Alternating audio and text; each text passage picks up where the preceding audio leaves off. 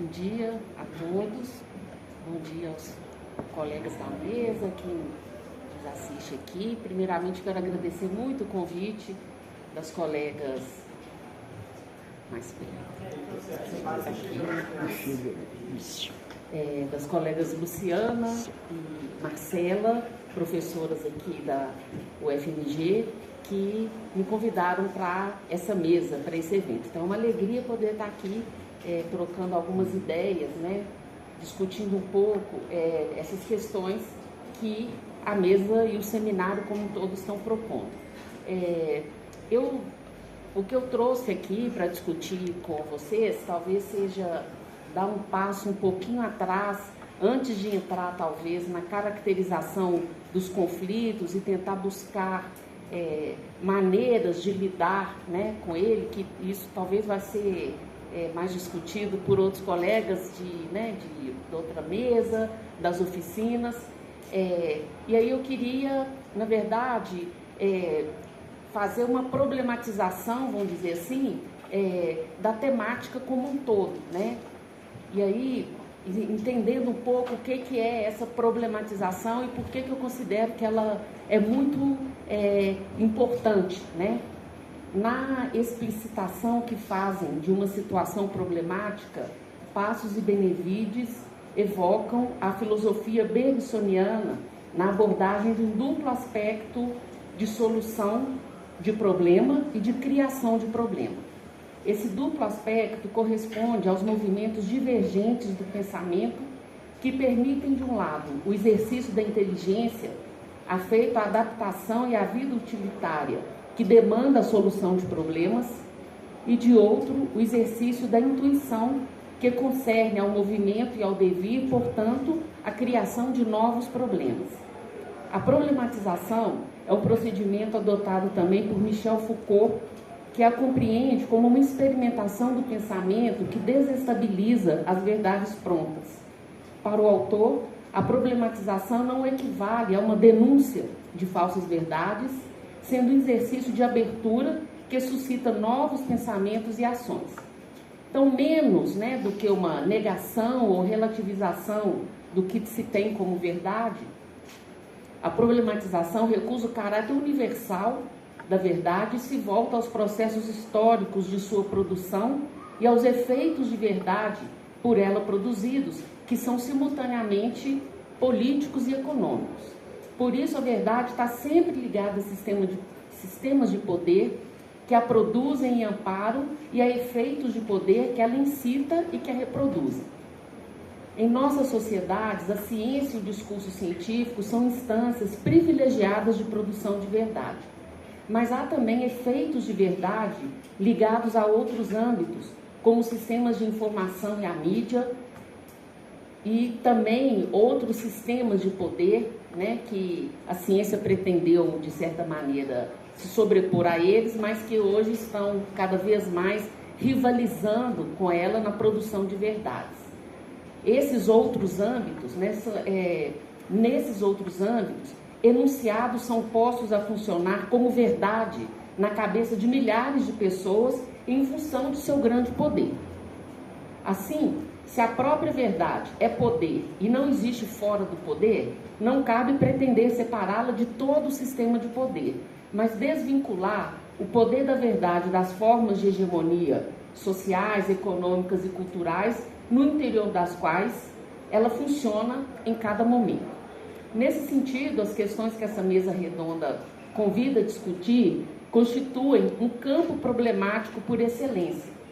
Se, por um lado, o território é a base comum para a vida de todos, por outro lado, o modo como ele se organiza para a modernidade torna-o favorável ao grande capital e desfavorável à população como um todo, fazendo de seu uso e de sua configuração não apenas um suporte das desigualdades, mas uma de suas modalidades. No caso do Brasil, em que as altas taxas de urbanização observadas desde meados do século XX tendem a se manter em patamares elevados durante as próximas décadas, e aqui cabe até um parênteses, tem um relatório da ONU de 2018, mostra uma projeção de 2001 até de 1950 a 2050, das tendências de urbanização, né, das regiões e dos países. O Brasil, desde 2015, já é o país, e vai continuar assim até 2050, como o país de maior população vivendo em espaços urbanos do mundo. Então, mesmo a China, que tem se urbanizado, né, tem uma taxa de urbanização menor ainda, e mesmo desenvolvendo muito, né, não vai chegar nas taxas que o Brasil hoje já está na liderança, né?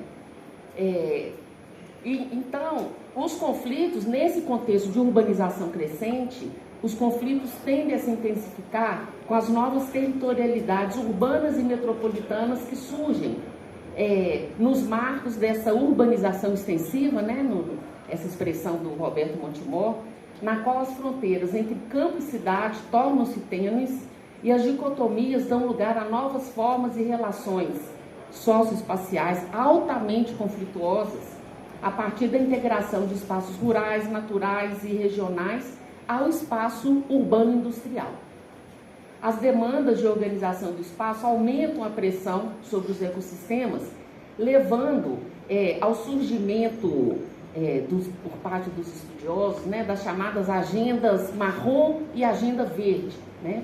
A agenda verde se relaciona com questões de ordem ecocêntrica, ambiental, como as mudanças climáticas, a preservação da biodiversidade, e a agenda marrom se vincula a questões de ordenamento territorial, questões sociais de ordem mais antropocêntrica, né?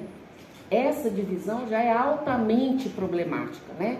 E para integrar essas agendas, né, que é um dos pilares, né, do conceito de desenvolvimento sustentável, né, pauta consensual nos discursos e debates sobre o tema, isso é muito difícil porque essa separação tem raízes muito profundas e encontra-se no cerne da formação social vinculada ao modo capitalista de produção e a separação hierárquica entre sociedade e natureza, que é um de seus fundamentos. Então não adianta identificar os cercadinhos que devem ser protegidos, porque eles não vão estar protegidos se o que está fora dele continua sob essa lógica predatória do capital. É claro que é um avanço muito grande a gente ter, por exemplo, áreas de preservação ambiental, preservação de nascentes, margens dos córregos, mas essas áreas elas têm que se expandir. Todo o espaço deveria ser uma área não tanto de preservação na lógica conservadora, conservacionista, né, mas de uma intensificação das relações sempre que produzem transformação e estão sempre em devir. Isso não é uma legitimação da destruição, né, mas isso não pode ser tomado também como uma defesa dessa mentalidade conservacionista, né, que é equivocada, né? Então, para isso acontecer, a gente tem que considerar a cidade, então, menos como um recipiente que contém e avizinha dimensões estanques que funcionam separadamente, do que um processo simultaneamente biogeofísico e social em perpétuo metabolismo, no qual processos naturais e sociais se combinam e se integram em um constante processo de produção de socio-natureza, e que é fundado na diferença, na variação e na produção de diferença constante, né? E aí tem uma questão, né, que para a gente, como pensar essa relação mais respeitosa com o outro, para discutir isso, as noções de identidade e de diferença são muito importantes. E a gente tem que pensar que as diferenças não são dados assim, do mundo social que a gente tem que respeitar propriamente, né? A gente precisa problematizá-las também, porque são processos de produção cultural também, que envolvem relações de poder, que uma abordagem edificante, restrita à tolerância ou ao respeito para com a diversidade cultural, é insuficiente para apreender, né? Então, ver a identidade e a diferença como questão de produção, ou seja, ver os distintos modos de vida, né, significa tratar as relações entre as diferentes culturas não como uma questão de comunicação, mas uma questão que envolve fundamentalmente relações de poder e disputas em torno da atribuição de sentido do mundo social, no mundo social. Esse é um problema social, ambiental, pedagógico, curricular, das práticas, porque em um mundo heterogêneo, no qual a circulação, as trocas e contatos são aumentados, o encontro com o outro e com o diferente é inevitável. E é um problema pedagógico, né? Porque o estudante, em uma sociedade atravessada pela diferença, interage com o outro no próprio ambiente escolar. Então a diferença não está lá no território popular, não. O território popular está aqui também, né? Então a gente tem que tomar um cuidado, né, ao identificar essas diferenças, né, para não enrijecê-las, né, em compartimentos com os quais nós não temos, teríamos que ter uma atitude um tanto condescendente. Conforme ressaltam, por exemplo, Andrade e Loureiro, as políticas afirmativas de cotas que têm permitido a entrada de um perfil heterogêneo de estudantes como negros, pobres, indígenas, quilombolas, favorecem o encontro com as diferenças. Nesse sentido, né, além de ir às chamadas comunidades, a universidade deve considerar que a comunidade já se encontra nela, para a formação política e acadêmica dos estudantes, na perspectiva da diferença, da produção da diferença e da heterogeneidade. Ainda segundo Silva, que é o Tomás Tadeu da Silva, há 4 estratégias que implicam distintos modos de lidar com a identidade e com a diferença. Uma primeira, liberal, estimula a boa vontade para com a chamada diversidade e tem como pressuposto uma natureza humana que teria várias formas de expressão cultural que devem ser toleradas e respeitadas. O modo de vida dos quilombolas, das populações ribeirinhas, né? Como as relações de poder e os processos de diferenciação que produzem a identidade e a diferença não são questionados, o resultado é a produção de novas dicotomias, como o dominante tolerante e o dominado tolerado, ou ainda a identidade subalterna, mais respeitada. Uma segunda estratégia terapêutica também aceita liberalmente que a diversidade é natural e boa, e a rejeição à diferença é vista como um problema comportamental de crenças distorcidas. Sendo desvio de conduta, seria passível de reversão mediante processos educativos de conscientização que permitiriam ao estudante e ao futuro pesquisador intolerante mudar suas atitudes. A terceira estratégia apresenta o outro sob a rubrica do curioso e do exótico, esvaziando a possibilidade de confronto e dissonância. Finalmente, uma quarta estratégia busca conhecer como a identidade e a diferença são produzidas, quais os mecanismos e as instituições envolvidas na criação da identidade e sua fixação. Então, antes de tolerar, admitir, respeitar a diferença, é preciso explicar como ela é ativamente produzida. Como o processo de urbanização intensifica o contato com intensifica a produção de diferença e o contato com essa diferença produzida, acelerada, né? Então, cabe ir além das benevolentes declarações de boa vontade com a diferença e questionar os processos de sua produção. A integração dessa agenda, então, né, ela está aí presente nos discursos, mas ainda está muito longe, né, das práticas. A proteção, né, assim como essa concepção refratária ao devir e à transformação, estão na base, né, de um pensamento, de uma natureza que tem uma identidade que caberia preservar.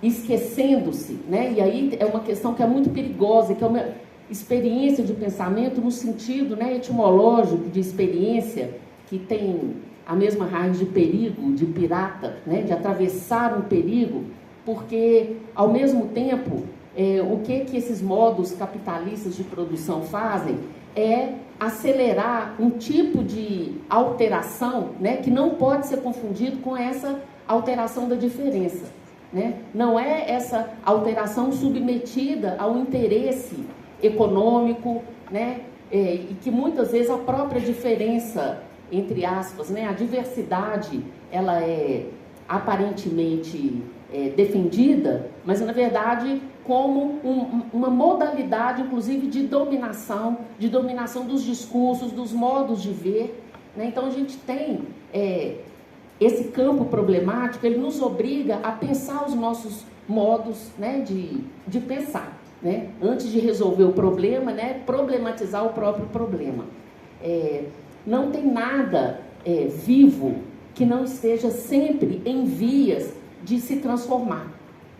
Então, a forma rígida, ela contraria, né? Não que haja uma essência do vivo, porque não a gente não está falando aqui de essência, não existe essência, né? Se existisse uma, era a constante transformação, a abertura, né, ao devir e à transformação. Não há nada na natureza, no mundo, nada que esteja vivo, né? E aí a própria noção de natureza já é uma certa captura, um recorte. Não há nada vivo que não esteja sujeito à transformação, né? Lefebvre, inclusive, ele fala, né, um pouco disso, que a apropriação, né, e a transformação do espaço pelo homem é uma questão importante. E isso não tem nada a ver com uma defesa, né, da predação do modo capitalista de produção. Então, todas essas questões, elas são muito intensificadas, até porque nessa nova situação, a partir desses altos índices de urbanização, desse contato e produção de diferenças, né, a gente tem também novos nexos informacionais que criam, né, um pretenso mundo comum submetido aos imperativos da publicidade, do marketing, do consumo, no qual a participação dos chamados subalternos, né, que estão subalternizados de verdade, né, ela é incitada, mas ela é esvaziada porque ela é controlada de antemão. O que coloca em novos termos a questão da participação da fala, uma vez que o problema não é mais sua escassez ou repressão, mas a sua superabundância, o conformismo e o consenso que a sua circulação ampliada e dirigida pressupõe e tende a produzir, dificultando o pensamento singular, a diferença criadora e modos de vida não submetidos, né, a essa lógica dominante. Nessa dinâmica, o sociólogo Maurício Lazarato indica como a produção de conhecimento e a própria democracia são atravessados por dispositivos de comunicação com os quais compartilham práticas transversais e complementares entre si. A primeira delas é a divisão que se estabelece entre detentores de saber e leigos, entre representantes e representados e entre profissionais de comunicação e público. Essa divisão implica uma hierarquia pressuposta na segunda prática, que é a delegação, que estabelece, dentre os termos dessa divisão, a quem cabe o conhecimento e o poder legítimos, acadêmicos, especialistas e representantes. E a partir da delegação, procede-se a uma efetiva centralização e monopólio da produção de conhecimento e dos modos de vida, da tomada de decisão política e da produção do discurso público, limitadas a redações de jornais, laboratórios e gabinetes de especialistas, mas divulgadas e postas a circular em uma ampla escala. Então, por meio da ação combinada dessas três práticas, né, divisão, delegação, monopólio, é feita a distribuição dos papéis e funções, dos direitos e das obrigações, das liberdades e das restrições sociais. O que ocorre é que é dado ao público opinar sobre quase tudo, ter acesso, compartilhar, apoiar-se e reproduzir os discursos, né? Enfim, consumir informação, mas decidir e pensar singularmente sobre muito pouco. Além disso, né, a gente poderia trazer aqui várias questões, várias problematizações dos discursos e das formas hegemônicas da ciência.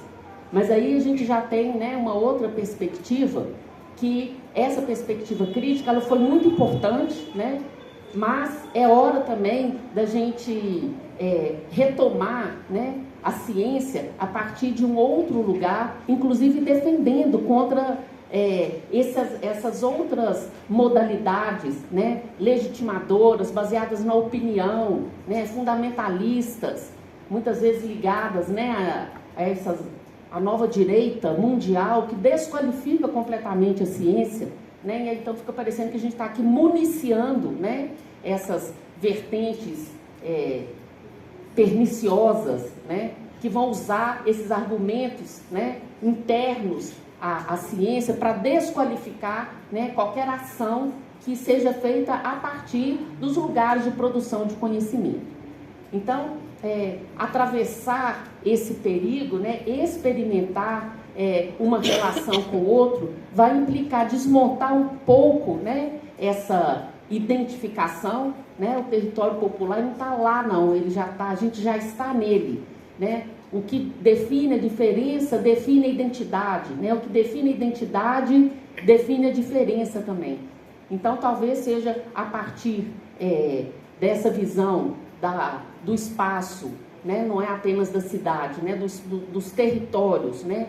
Como esses grandes sistemas de produção biogeofísicas, né, de um metabolismo que produz a sociedade e a natureza também, não apenas tentar proteger os cercadinhos, é claro, né, como eu disse, que é um alento que haja novas abordagens, né, do planejamento urbano, do desenho urbano, da drenagem urbana, um maior respeito às águas na cidade, mas elas não podem ser pensadas como uma agenda verde, né? Tem uma discussão, né, até da trama verde-azul, e as pessoas já falam da trama multicolorida, porque a trama verde-azul, os elementos da trama verde-azul só vão estar protegidos se todos os demais elementos estiverem juntos, né, se não estiverem apartados e não forem alterados, né, os modos dominantes que produzem, né, a ameaça, né, a esses elementos. Então, o que eu tinha para trazer aqui é mais uma primeira problematização para a gente talvez discutir depois, à luz do que os colegas falarem aqui, trouxerem aqui. E aí agradeço mais uma vez aí a escuta de todos.